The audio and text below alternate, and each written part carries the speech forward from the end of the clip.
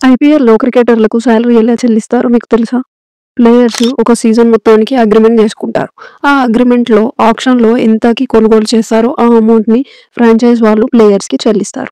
Players ప్రతి match ఆడినా, ఆడకపోయినా మొత్తం అమౌంట్‌ని ఫ్రాంచైజ్ వాళ్ళు ప్లేయర్స్‌కి పే చేయాల్సి ఉంటుంది.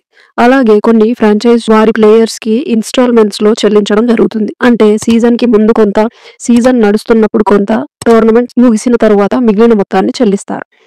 బిడ్ అమౌంట్‌తో పాటు ప్లేయర్స్‌కి ఫుడ్, హాస్పిటాలిటీ వంటి ఖర్చులు కూడా ఫ్రాంచైజ్ వారు భరిస్తారు. ప్లేయర్స్‌కి మ్యాచ్ ఫీజులు, విన్ అయిన తరువాత బోనస్ మరియు వారి పెర్ఫార్మెన్స్‌ని బట్టి ఎక్స్‌ట్రా ఇన్‌కమ్‌ని కూడా పొందుతారు. క్రికెట్‌లో ప్లేయర్స్ ఎవరైనా తన రిటైర్మెంట్ తరువాత ఆదాయాన్ని పెన్షన్ రూపంలో స్వీకరిస్తారా అంటే అవును. ఇండియాలో మాజీ క్రికెటర్లు అయినటువంటి పురుషులు, స్త్రీలు ఇద్దరూ రిటైర్మెంట్ తర్వాత బీసీసీఐ నుండి మంత్లీ పెన్షన్‌ని పొందుతారు. అయితే ఎవరికి ఎంత పెన్షన్ స్కీమ్ ఉంటుంది అని చూస్తే మాజీ టెస్ట్ ప్లేయర్స్‌కి మంత్లీ 70,000 వరకు, మాజీ ఫస్ట్ క్లాస్ మెన్స్ క్రికెటర్స్‌కి 30,000 వరకు, ఇంటర్నేషనల్ ఉమెన్ క్రికెటర్స్‌కి 52,000 వరకు బీసీసీఐ పెన్షన్‌ని చెల్లించడం జరుగుతుంది. అయితే 2022లో బీసీసీఐ మాజీ క్రికెటర్స్‌కి, మాజీ మ్యాచ్ అఫీషియల్స్‌కి పెన్షన్‌ని పెంచడం జరిగింది.